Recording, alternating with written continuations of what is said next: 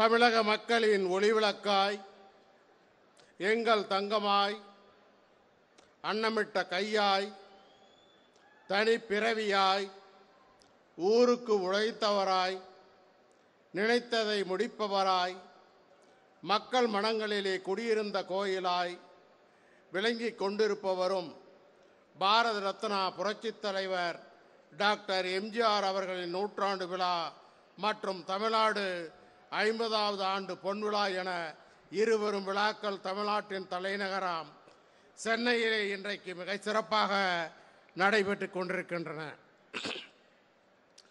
புகழ் குன்றின் சிகரத்தில் பொன்னொளி வீசும் கலை செம்மலாய், அரசியல் ஆசானாய் திகழ்ந்த டாக்டர் புரட்சித் தலைவரின் திருவுருவப் படத்தினை திறந்து வைத்து புரட்சித் தலைவர் டாக்டர் எம்ஜிஆர் நூற்றாண்டு விழா மலரை வெளியிட்டு தமிழ்நாடு பொன்விழா ஆண்டையொட்டி நடைபெற்ற பல்வேறு போட்டிகளில் வெற்றி பெற்ற மாணவ மாணவியருக்கு தங்கப்பதக்கம் அணிவித்தும் காசோலை மற்றும் பாராட்டு சான்றிதழ், அரசு நலத்திட்ட உதவிகள் வழங்கி விழா பேருரையாற்றவிருக்கும் மாண்புமிகு தமிழ்நாடு முதலமைச்சர் அவர்களே, முன்னிலை உரையாற்ற இருக்கின்ற மாண்புமிகு தமிழ்நாடு துணை முதலமைச்சர் அவர்களே, மாண்புமிகு மீன்வளம் மற்றும் பணியாளர் நிர்வாக சீர்திருத்தத்துறை அமைச்சர் அவர்களே,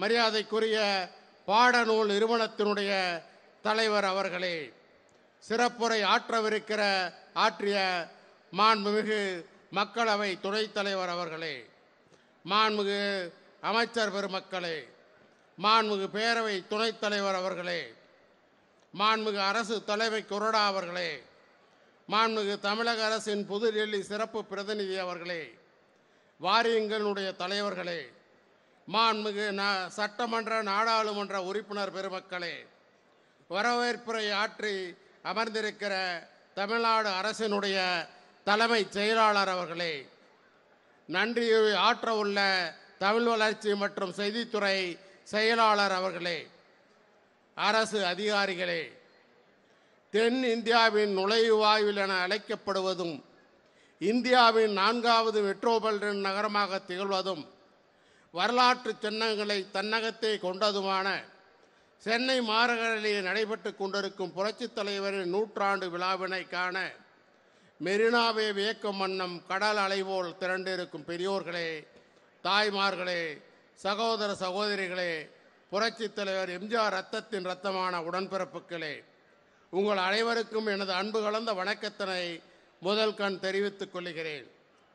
வரலாறு படித்த தலைவர்களுக்கு மத்தியிலே வரலாறு படைத்திட்ட புரட்சித் தலைவர் எம்ஜிஆர் அவர்களின் மறைவிற்கு பிறகு அவர் வகுத்து தந்த பாதையில் நம்மையெல்லாம் வழிநடத்தி சென்ற அவரும் மறைந்தும் மறையாமல் மக்கள் மனங்களில் நிலைத்து குடியிருப்பவருமான நமக்கு வள்ளலாய், தலைவராய், அன்புடைய தெய்வமாய் விளங்கிக் கொண்டிருப்பவரும் உங்கள் முன் நான் உரையாற்றுவதற்கு காரணமானவரும் மக்களுக்காகவே வாழ்ந்து மறைந்த மனிதகுல தெய்வமான மாண்புமிகு இதய தெய்வம் புரட்சித் தலைவி அம்மா இருக்கும் திசை நோக்கி வணங்குகிறேன். 32 ஆண்டுகளுக்கு பின்னர் 2வது முறையாக ஆட்சி பொறுப்பை ஏற்றதோடு வரலாற்று சிறப்புமிக்க பேரவையின் தலைவராக என்னை 2ஆம் முறையும் பணியாற்றும் வாய்ப்பை எனக்கு தந்தமைக்கு மாண்புமிகு அம்மா அவர்களுக்கு என்றென்றும் நான் நன்றி தெரிவிக்க கடமைப்பட்டிருக்கிறேன். ஒருவர் வெற்றி பெறுவது கடினம், முதலிடம் பெறுவது இன்னமும் கடினம். வெற்றியை முதலிடத்தை தக்க வைத்துக் கொள்வது அதைவிட கடினம். திரைத்துறை, அரசியல் துறை என 2 துறைகளிலும் வெற்றி பெற்றதோடு மட்டுமல்லாமல் முதலிடம் பெற்று அதை இறுதி வரை தக்க வைத்துக் கொண்ட அதிசயமே அசந்து போகும் அற்புத தலைவர் புரட்சித் தலைவர் எம்ஜிஆர் அவர்கள். அதனால்தான் மரத்திலே பழுத்த கனி தங்கள் மடியிலே விழாதா என பலர் ஆவலோடு காத்திருந்தனர். நல்ல வேளையாக அது என்னுடைய மடியிலே விழுந்தது. அதை எடுத்து எனது இதயத்திலே வைத்து கொண்டேன்.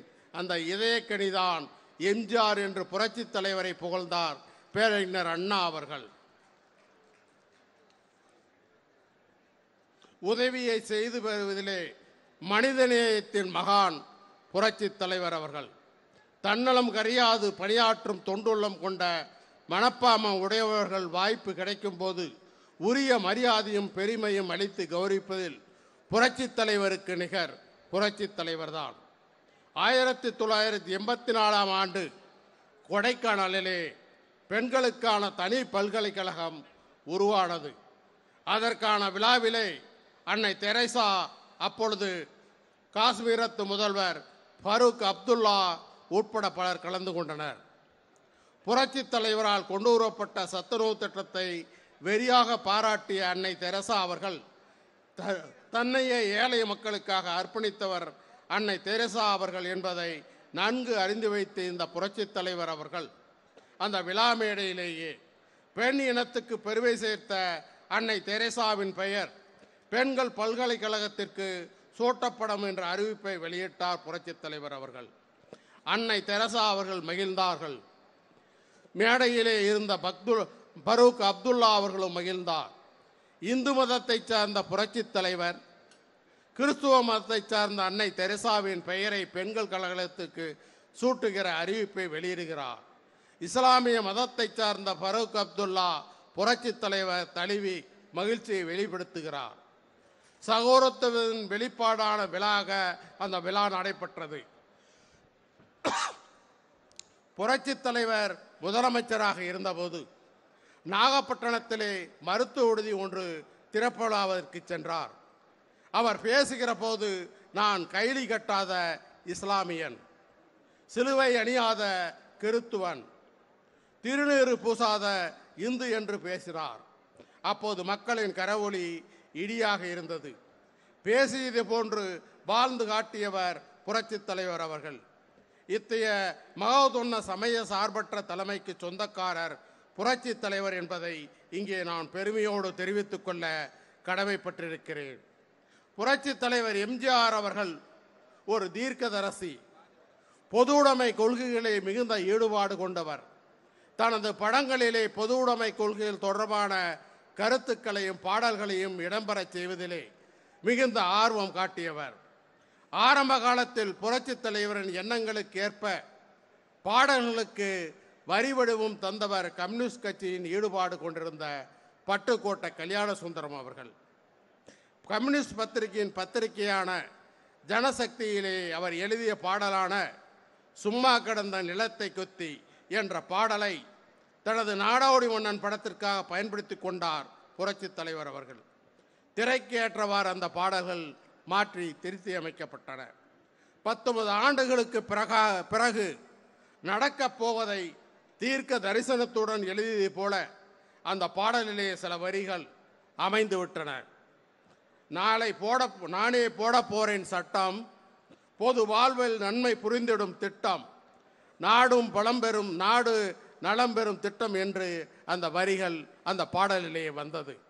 இந்த பாடல் வரிகளுக்கு ஏற்ப சட்டம் இயற்றக்கூடிய திட்டங்களை தீட்டக்கூடிய பதவியான முதலமைச்சர் பதவி 1977 அமர்ந்தார் புரட்சி தலைவர்.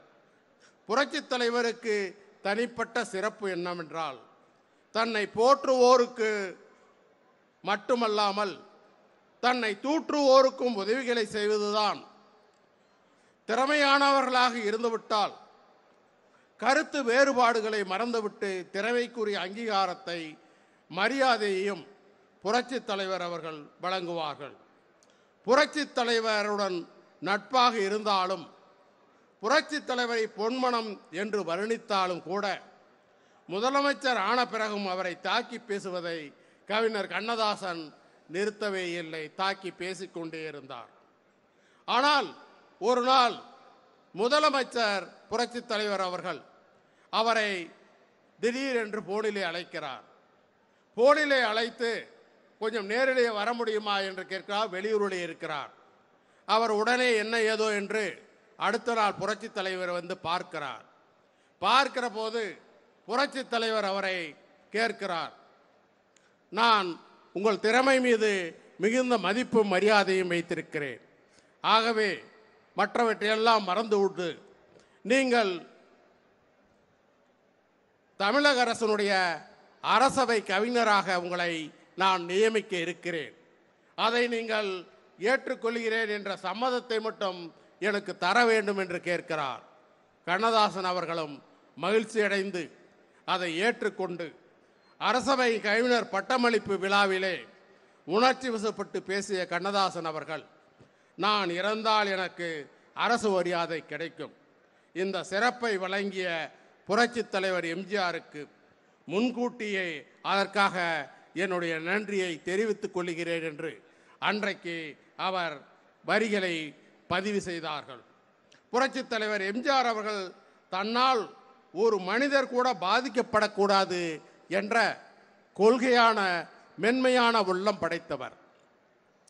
தவிர்க்க இயலாத சூழ்நிலையிலே தன்னுடைய நடவடிக்கையில் யாராவது பாதிக்கப்பட்டாலோ மனம் புண்பட்டாலோ உடனே அதற்கு பரிகாரம் தேடிய பிறகே அமைதி அடைவார் என்பதற்கு நிறைய உதாரணங்கள் உண்டு.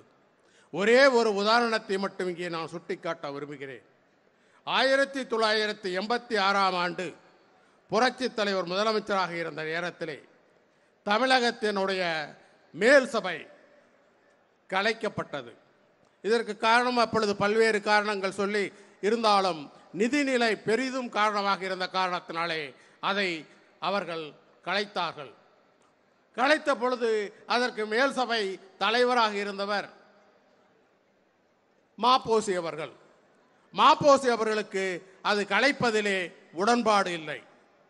இருந்தாலும் அவர் சட்டம் நிறைவேற்றிய பின்னாலே மிகவும் வீட்டிலே உகந்து வருத்தப்பட்டு கொண்டிருந்தார். எனக்கு இருந்த ஒரே பதவி அந்த மேல் சபை தலைவர் பதவி. அந்த தலைவர் பதவியும் இன்றைக்கு நான் இல்லாமல் இந்த வயோதிக காலத்திலே வெளியிலே செல்லுவதற்கு கூட கார் இல்லாமல் மிகுந்த சிரமப்படுகிறேனே என்று வருத்தப்பட்டு கொண்டிருந்தார்.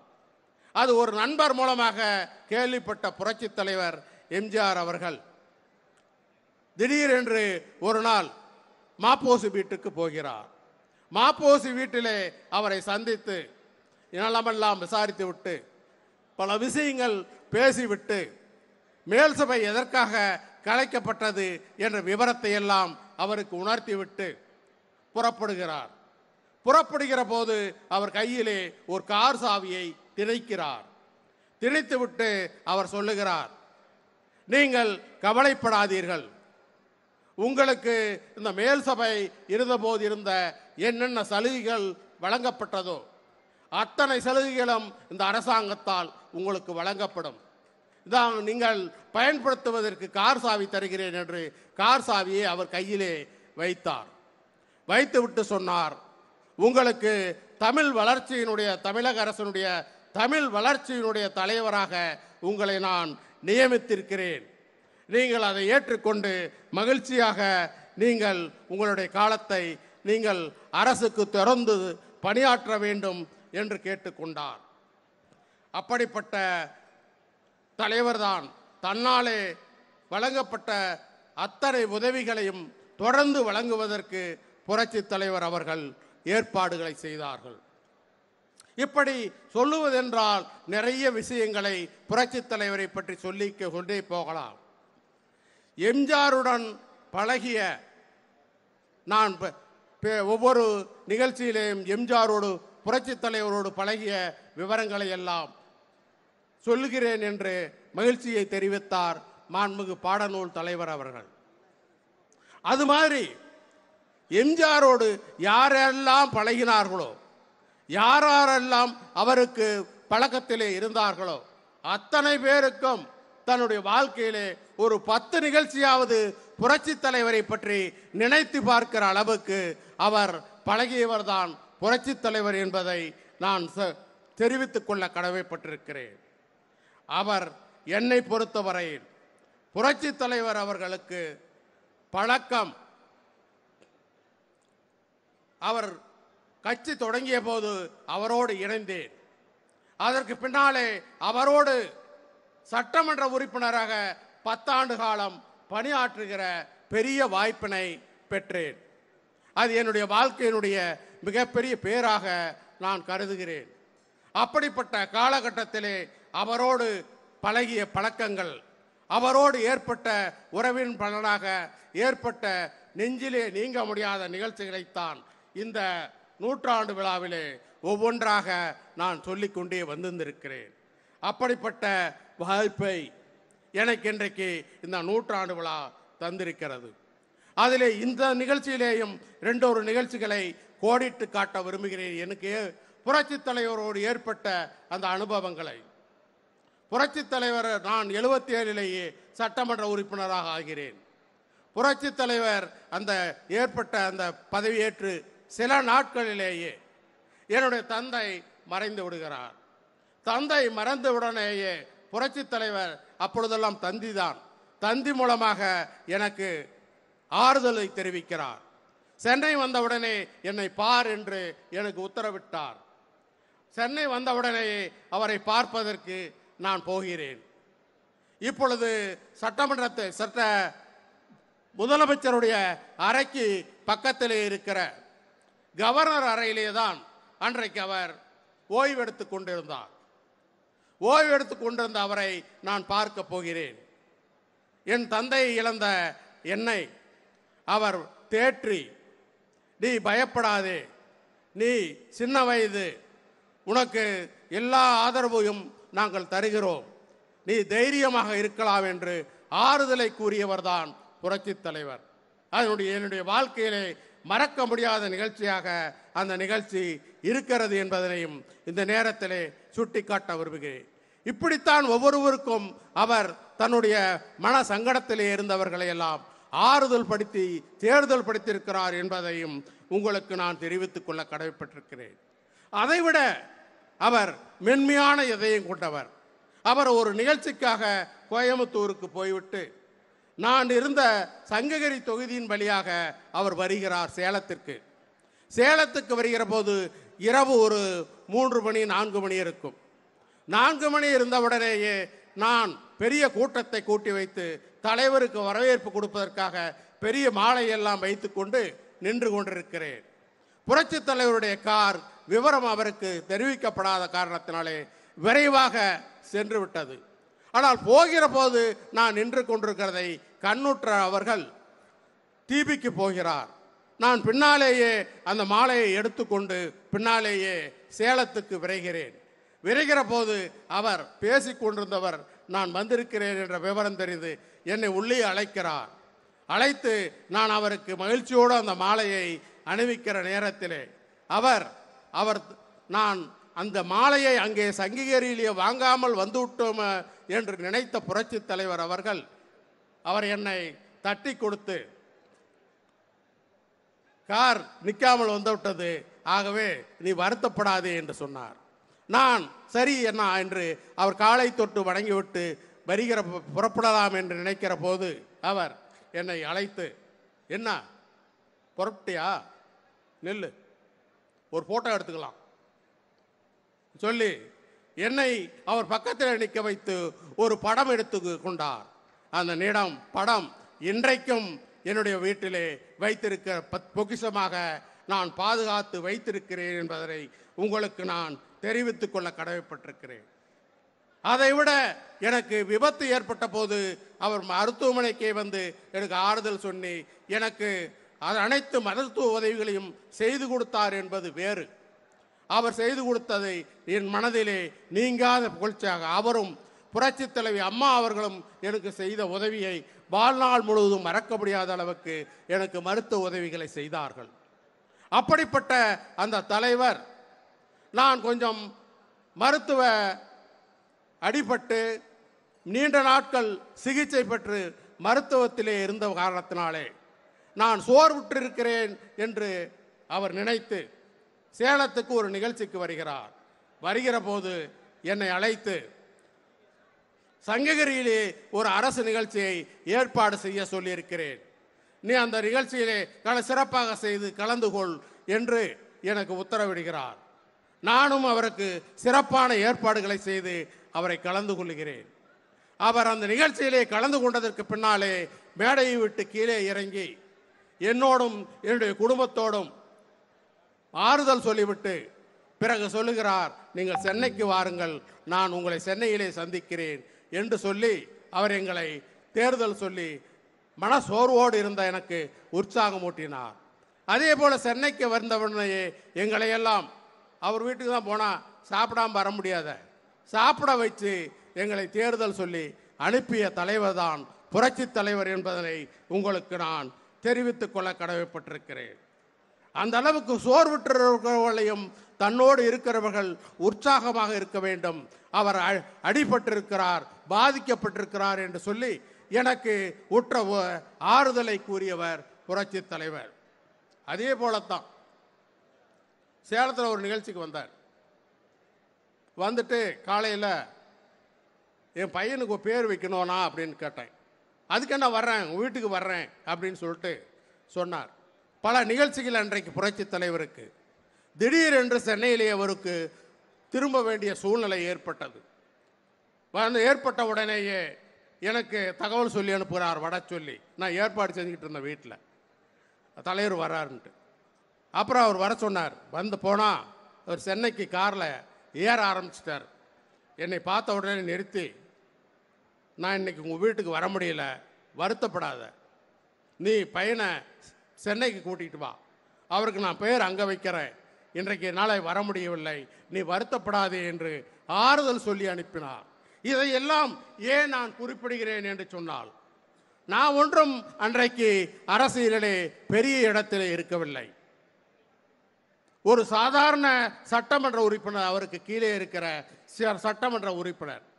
என்னுடைய மனமெல்லாம் கூட நோகக்கூடாது என்பதற்காக என்னை அவர் ஆறுதல் கொள்ளிய விதம், தேர்தல் கூறிய விதம் மிகப்பெரிய ஒரு எழுச்சியை என்னுடைய ஏற்பட்டு வாழ்க்கையிலே எதிர்த்து போராட வேண்டும் என்ற உத்வேகத்தை அன்றைக்கு தந்தது. அப்படிப்பட்ட தலைவருக்குத்தான் இன்றைக்கு நாம் 100 விழா கொண்டாடி கொண்டிருக்கிறோம். புரட்சி தலைவர் 100 விழாவோடு நமது மாநிலத்தின் பெயரை தமிழ்நாடு என்று மாற்றி 50 ஆண்டுகள் நிறைவடைந்த நிலையில் தமிழ்நாடு பொன்விழா நிகழ்ச்சியும் இன்றைக்கு நடைபெறுகிறது. இந்த தருணத்திலே தமிழுக்காக புரட்சி தலைவர் செய்த சாதனைகள் ஒரு சிலவற்றை இங்கே கோடிட்டு காட்டுவது பொருத்தமாக இருக்கும் என்று நினைக்கிறேன்.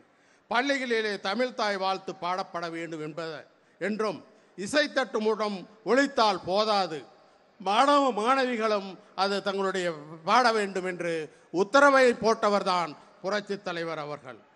அது மட்டுமல்ல, தமிழனின் மேன்மைக்காக பாடுபட்ட தேவநேயர் பாவாணர் அவர்கள் பெயரிலே சென்னையிலே உள்ள தலைமை நூலகத்திற்கு பெயர் சூட்டியவர் புரட்சி தலைவர். அது மட்டுமல்ல, 5வது உலகத்தமிழ் மாநாட்டை சிறப்பாக மதுரையிலே நடத்தி காட்டி பெரிய ஒரு எழுச்சியை உண்டாக்கியவர் புரட்சி தலைவர்.